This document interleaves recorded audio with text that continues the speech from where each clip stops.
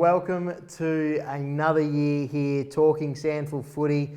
And with that, Hazy, all new name is Talking SANFL because it's what we do each and every week. Season 3, name change, bigger and better than it's been before, but still joined by the 4-time premiership player, Channel 7 sports guru, yourself, Hazy. Good to have you back. No, it's good to be back, Nida. Pleasure to be here. So looking forward to another big year of some good SANFL footy, and you're up and about in good form as usual. Try to be, at least anyway. Talk to us, the summer break. What have you been doing with yourself? Still plenty of media commitments around town. No, just prepping for this show. Each and every day, just really getting ready for this first episode. No, keeping busy, so obviously with work and everything, it gets a little bit quieter, and we just sort of sit there and get to the stage where we count down footy. We start with the AFL, and then we've got another 3 weeks before the SANFL gets back into it. So it's been a long off season. Finally, we're back into it. We are, and you've been gracing not only your face on this show each week, but been gracing us on Channel 7 in the Crows games or the Adelaide games the first couple of weeks, which has been exciting. No, it's been fun. No, it's been very fun. So throw a heap of makeup on me and try and make me look presentable and throw a few filters on and see how we go. Hopefully the boys can do that on this show for me as well. Yeah, that sort of technology. Hoping so. Hey, we got to talk, as we said, talking SANFL. Now we can't release too much information today as to why. Just dotting the I's, crossing the T's there, but going to be really exciting coming up in the next couple of weeks. It's a really nice hook there from you, Nida. Thanks, mate. As to why that change has taken place, we're excited for that. Sponsors, I Perform Sports Injury Clinic. Bainey, he's on board again. So good to have him on board, as well as we've got a few more hopefully in the next, again, couple of weeks to announce, which are going to be really exciting. Mate, big year. Eagles, haven't seen you since the grand final preview show. Eagles go on to win the granny. Yeah, I don't think you've been in good enough nick to see me. You've been celebrating that hard, and so you should have. The Eagles were so good last year. The big question now is, can they go back to back to back? 3 flags in a row, as we know, is just such an unbelievable piece of history for any football club. Not the ideal start, but some very good players. There's one bloke up forward in particular who's a very good player, who's in good form in the weekend. We know how well coached they are. Yeah, and if there's one person that can talk about playing in a dynasty, it's you. How hard is it to back up and keep that motivation to go again when you've won 1 or 2 in a row? I actually think it's the opposite, because you get a taste of how good it is, and it stays in there, it's fresh in the memory, and you know that if you fall short and you've got to wait such a long time for the opportunity to go again. So I don't think there'd be any Woodville West Torrens players that need reminders of what's on the line or are lacking motivation, because that feeling is just so good. And as soon as it's done and you start the season again, all you want is that feeling again. Yeah, it was certainly a good couple of days, Hazy, as well. But mate, it's been a huge off-season in the SANFL. A lot of comings, a lot of goings, some high-prize recruits, and we've probably found, because of the VFL and what's happened with COVID in the last couple of years, we're seeing a lot of players jump over to the SANFL for opportunity.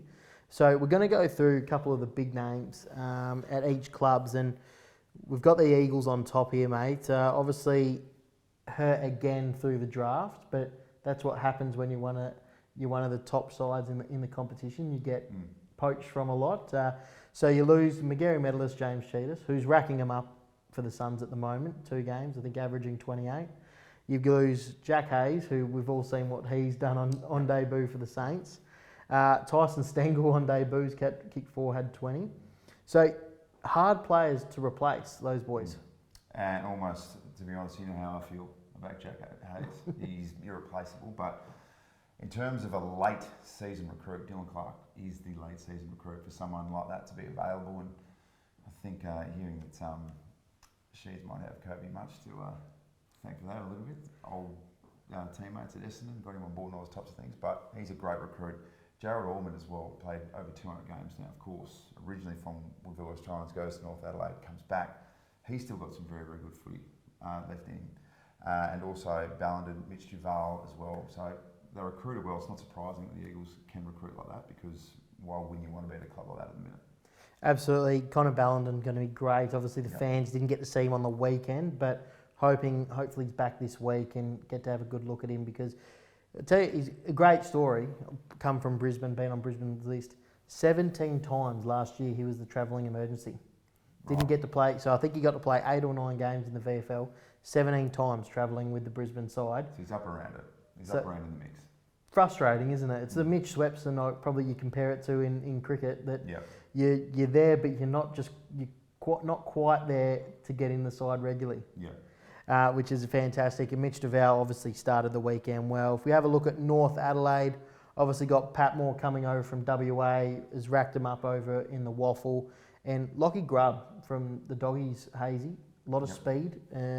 He's going to be exciting for them at that half-forward wing role. Yeah, absolutely will be. I'm looking forward to seeing what Patmore can do. Obviously, he was struck down a couple of seasons with an ACL injury. But before that, before he really got a chance, he's got some really nice tools. So he can get a good run on. Like you said, he's been playing in the Waffle. So that's a nice recruit for North Adelaide. They're stacked as well, particularly in the midfield. They've got good, solid talent. Andrew Moore, Young, all these types of blokes who we know how good they are. So it's in the now, right now, for North Adelaide. They're not trying to build, but there's a couple of nice little top-ups there. There is. They did get hurt a little bit with Hender and finishing up at the end of last year, but they seem to look like they've replaced that well, which is exciting for the Roosters. The Crows, Nathan Freeman, obviously vying for that spot at the Gold Coast with Cheetahs, and instead he's come to Adelaide and looked to make an immediate impact, and unfortunately not the case. He, in a trial game, I think it was against Port Hazy as well, had dominated and Crows were up, and late in the last quarter he's done a shoulder. Yeah, struck down with that shoulder injury, so they're hoping it's just 2 weeks. So he's missed a week, hopefully just 1 more week, but I mean, he could be certainly one of the most prolific ball winners outside of the AFL. He's averaging, 37 touches per game for Frankston in the VFL last year, so no doubt he'll be eyeing off as well if it's available, if he can find some good form, a little mid-season spot, perhaps at the Crows if it opens up somewhere else. But he's still got big ambitions, and the Crows will benefit from that. You feel like that's why he's probably gone to the Crows. There's been some chat around that mid-season draft as well, do you think? Oh, he's clearly close to getting on Gold Coast list, and it was great to see Cheats get the spot, but you feel like he's still got plenty to offer. We saw him at the season launch not long ago as well. He's just looks so fit, so he's in as good a nick as he can be, and the Crows are going to get some very good footy out of him. And the Dogs, mate, they've had some interesting comings and goings as well. I think they've 3 or 4 boys to Norwood, so the Redlegs have taken a few of those lads, but they get Aaron Nitschke back after being with Melbourne for 3-4 years. Unfortunately, had the 3 ACLs in that time. He's going to return later in the year for the Dogs, hopefully. And then Billy McCormack as a ruck, he looks quite nice, and big raps on him coming out of Melbourne as well. And same goes for Zachy Buchner as well from Tassie. I think teammates of Aidan Grace over there, and there's some raps. I know definitely VFL clubs watching him, and so a good get for the Dogs. Yeah, in particular you mentioned Nitschke. I'm looking forward to see how he goes, and hopefully the body stays sound. He's of course a junior from Central Districts. Billy McCormack, big boys don't come around too easily, the good ones anyway, and they reckon they've got a beauty. So, and that really can set you up in the middle. Absolutely. Glenelg, obviously, again, when you're at the top for a long period of time, you can see a lot of players retire or move on, and they certainly had that, losing a couple of boys from their team, none more important than Curran from last year's side. But they pick up Geordie Murdoch, Corey Lyons, and they get Gerloff from the Redlegs as well. So the big one for me, and everyone's talking about the AFL talent that's going to Glenelg, I can't wait to see what they can do with Cole Gerloff, because what they did with Brett Turner was just magnificent. Brett Turner was a good player at West Adelaide.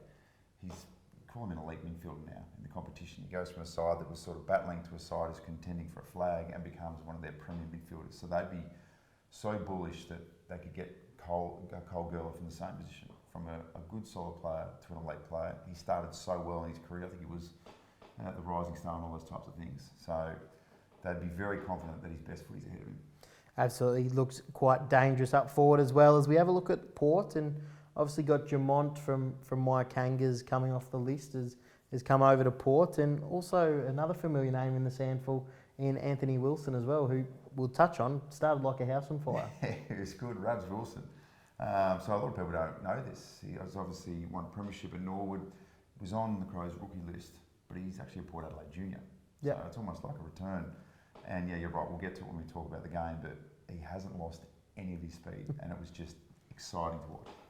South Adelaide, they lost a lot as well. Another team that have probably had a lot of goings, but they've recruited quite well to try and negate that. Obviously, no bigger name than the number 1 pick in Horn Francis going to the Kangaroos.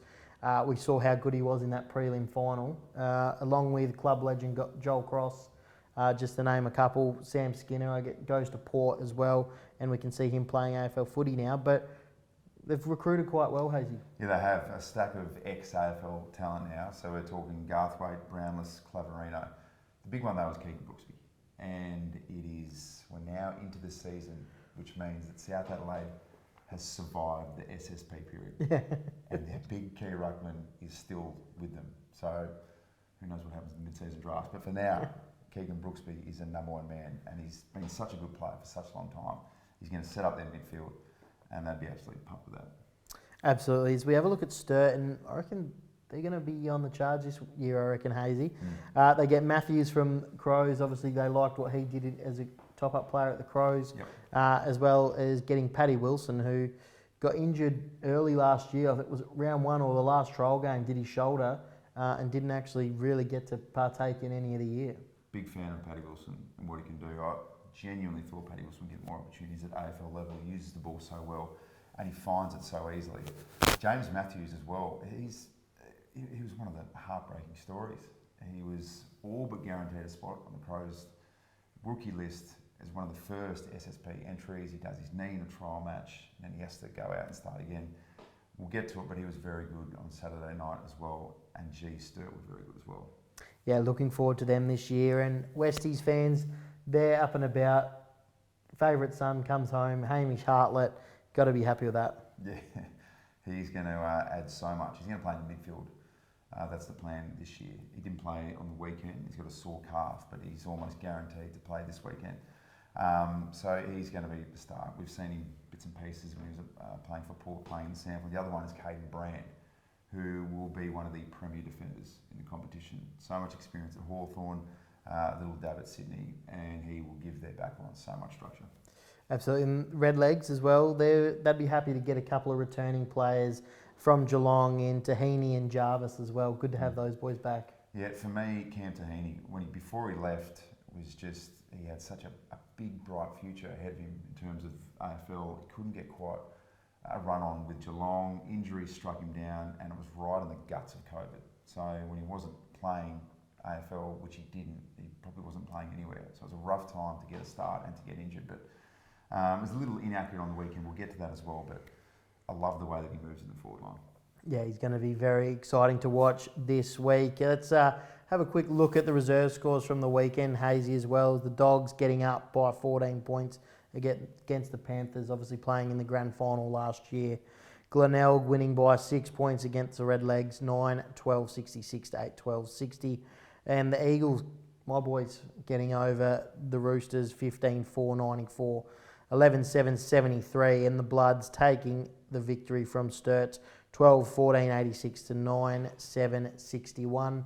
Hazy, we love the reserves, boys, and pumping them up, and we're going to continue to show the reserves scores throughout this year so that we can keep the fans engaged with what's going on. Absolutely. As we know, there's 2 sort of teams, or there's a bunch of teams, but it all adds up, and it doesn't matter what sort of level it is. If you get to win a premiership medal at the end of the year, you celebrate like you've just won a Super Bowl. Absolutely. You certainly do. There was a few boys. Well, there was some photos that were floating through that we were carrying on a little bit. But yeah, they will save them for in-house. But hey, great opening start. We're going to go to a break. Thank a couple of sponsors. We'll be back to talk the weekend's action.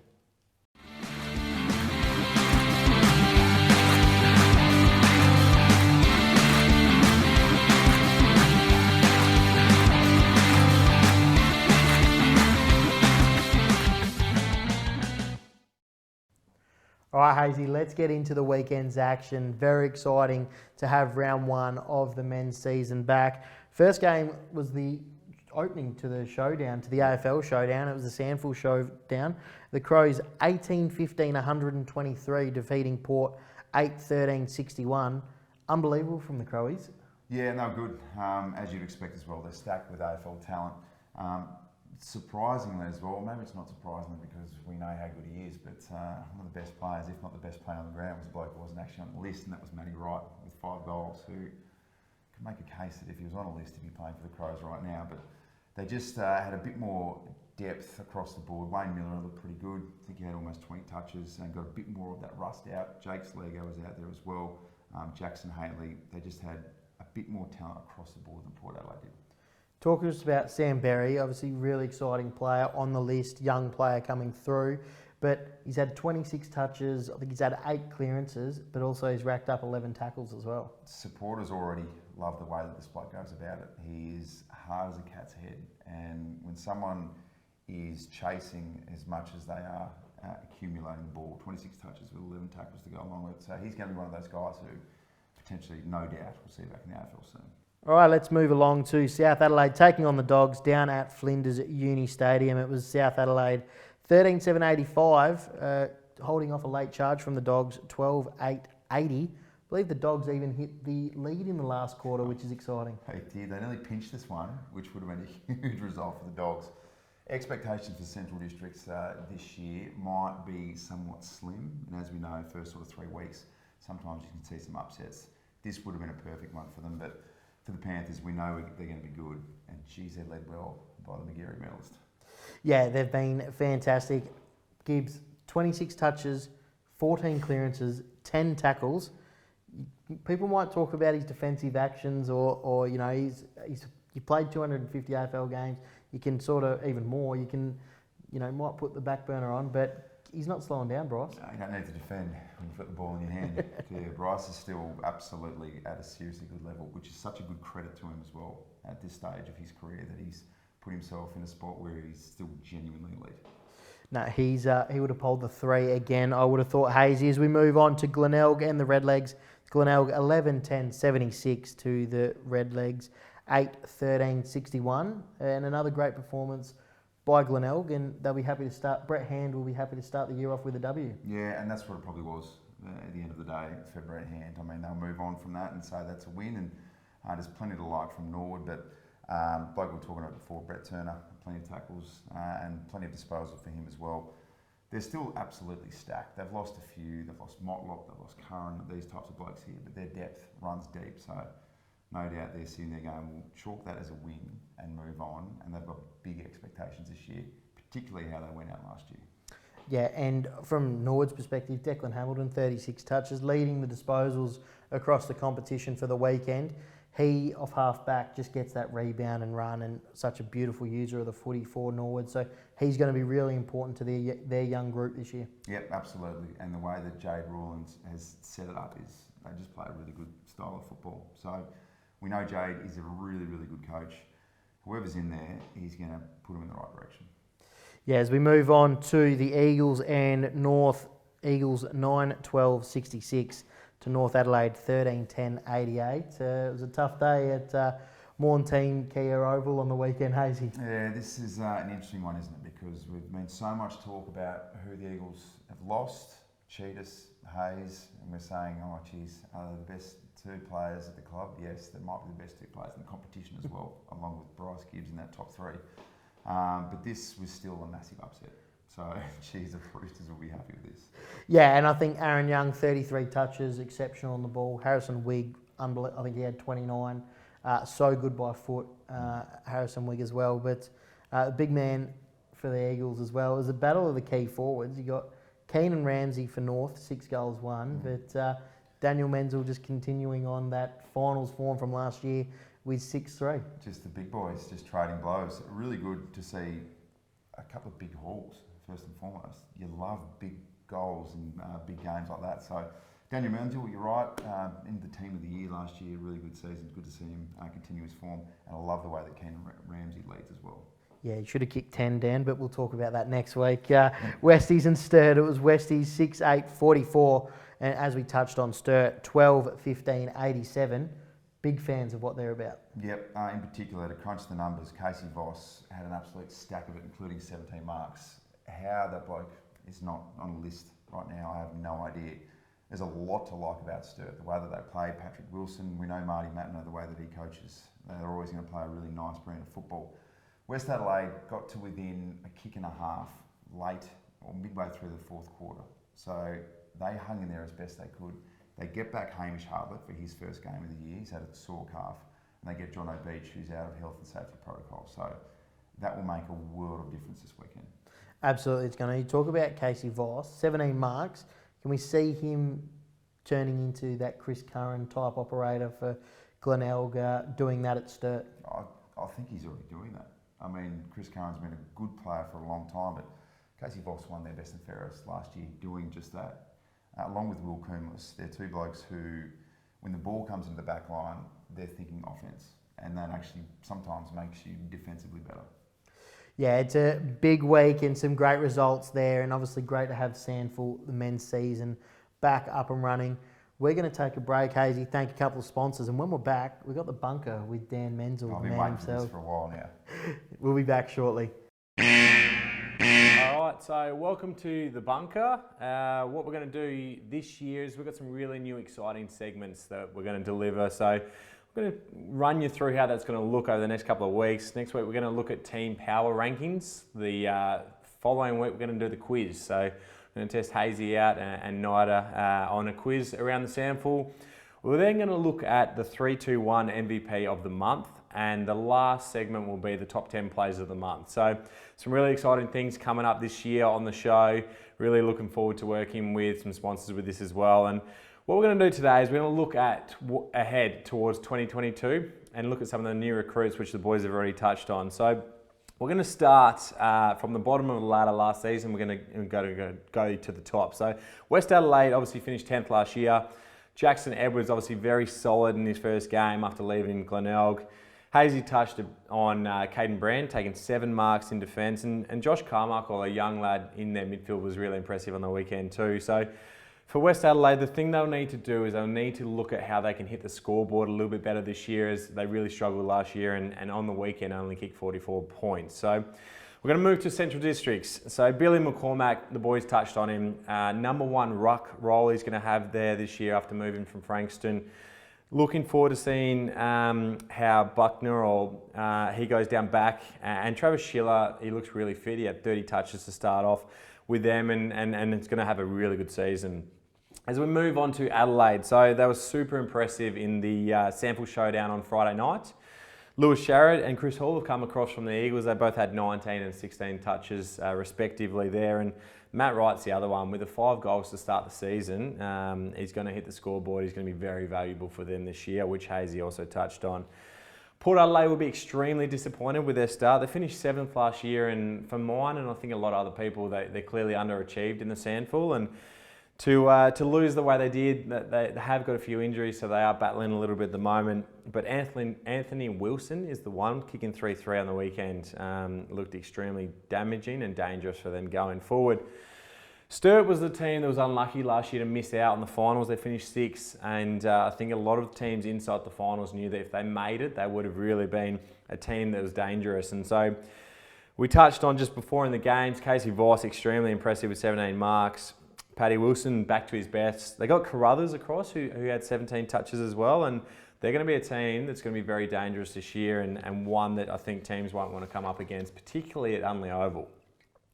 As we move to the teams that made the finals, we've got North Adelaide, and we touched on Aaron Young and Harrison Wigg. A little bit more time inside this year, and they started extremely well on the weekend. They got the ball going forward for North Adelaide, and along with Pat Moore, who only had 11 touches, but I think he's going to really build into the season really nicely. And we saw on the weekend they hit their forwards up really well. So they're going to be a good side again this year, North Adelaide. They've lost a little bit, but they've certainly got some good players in that engine room. On to Norwood, they've got Rantel from the Pies, as well as obviously Jarvis and Tahaney from Geelong. So these are 3 guys that are going to be important for them this year.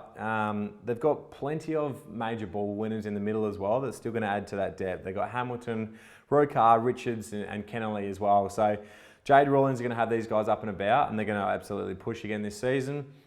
South Adelaide finished 3rd last year. That we touched on what they've lost. Oscar Brownless is going to play midfield, which is going to be great to watch this year. He had 19 touches on the weekend. Garthwaite kicked 3, and the one that we haven't actually touched on was Jai Menzies from North Hobart. He kicked 4 goals on the weekend, so it gives them a different look. Gibbs obviously dominated, but O'Neill had 33 touches, so there's a number of new players, along with Keegan Brooksby, that's just going to add to their depth in the midfield. Glenelg, Corey Lyons is the one that's been touched on the most there, and coming from Aspley and Brisbane Lions is obviously going to add a lot to that team. Jordan Murdoch's another one. He only had 11 touches on the weekend, but his drive and his run is going to be extremely important for them this season. They also got soundly beaten in the stats on the weekend, but as they showed last year, they're just much more clinical than their opponents and they're able to get the job done. And the last one's the Eagles. We touched on their recruits in Dylan Clark, Duval and Ullman coming across, and Connor Ballenden, who will hopefully be back this week. 4 guys that will come in and will need to replace the likes of Jack Hayes, Tyson Stengel and James Cheetahs as well. So there's a few guys and teams that you're going to look out for this year and see how those guys go. And they're obviously going to play massive roles in their seasons. And really looking forward to this segment going forward. And next week, we're going to look at the power rankings from the teams and going to break that down with the boys as well. All right, Hazy, let's get into round 2. It's all just coming around so quickly now that we're here. Starting off, it's Friday night, Norwood and the Eagles at the parade. Oh, look, I love Friday night football at the parade. Doesn't matter who's playing. But this is a big opportunity for the Eagles to kickstart their season along with Norwood as well. So, geez, if I was a punter, I don't know which way this is going. I think I know which way you're going. Yeah, I think it's going to be great. Everyone loves playing footy under lights, and the atmosphere at Norwood Oval, not always probably hostile, but you certainly enjoy being involved in it there, and it's going to be a great game. Hopefully we see Connor Ballenden back, which will be exciting for the group as well. Head to Ex-Convenience Oval at 1:10 on Saturday. The Dogs taking on Westies, and real opportunity for the Doggies here. Yeah, an opportunity for both sides. 2 sides who will be desperate for some early season wins, given particularly sort of first 4 or 5 rounds it takes before the season sort of sorts itself out. The issue for the Dogs, even though that they're hosting, is that Hartlett and Beach will be back in, and Hartlett will make a world of difference in the midfield. Going to be exciting to watch, especially out at the Ponderosa as well. It'll be a nice big deck. Might suit him, I reckon. We look at North Adelaide taking on the Crows at Prospect Oval Saturday afternoon. This will be interesting based on selection for the Crows. Does Riley Thilthorpe stay in? Where does Taylor Walker play? Taylor Walker go straight back into the AFL? If not, then he gets a game against North Adelaide. That would be very, very interesting, because what we are hearing is he's kept himself in seriously good nick. Where you think Lockie Murphy out, there's a spot there. It's not a like for like, but do they shift some magnets to fit Tex in? They probably will, but going to be a really interesting game nonetheless to see if North continue that form. Sturt taking on the Bays at Unley Oval on Saturday afternoon as well. Hazy, going to be a great game. 2 sides that coming off wins. This is probably the match of the round for me. Sturt looks so good on Saturday night against the Bloods. This is a big chance for them to show that, yeah, absolutely, this is the year where they can do some seriously good things. As well, it's at Unley Oval, or we're calling it Wigan Oval now, which is just, even though it's such a lovely area, it's hell on earth to play for if you're an opposition player. He's always seemed to just get up and about Sturt at Unley. Something about Unley Oval, it's not right. We have a look, last game of the round, it is Port and South Adelaide as well at Alberton Oval. Another game that's going to be really interesting to watch. Port needing to bounce back after that loss to the Crows. Need to bounce back, but unfortunately they don't have too many people dropping back. Injuries have been cursed in the AFL side for the first part of the year. So given their form in the first one, they held off the Dogs, but you feel like the Panthers will probably really find their feet this weekend. Yeah, and that's all the games for round 2. Hazy, very exciting weekend of footy. Get down, support your local club. We're very excited for this, Hazy. New segment coming up. We're going to see how long we can last, called the Eliminator. We're going to pass back over to Menz. He's going to explain it, and we're going to see how long we can last in this Eliminator.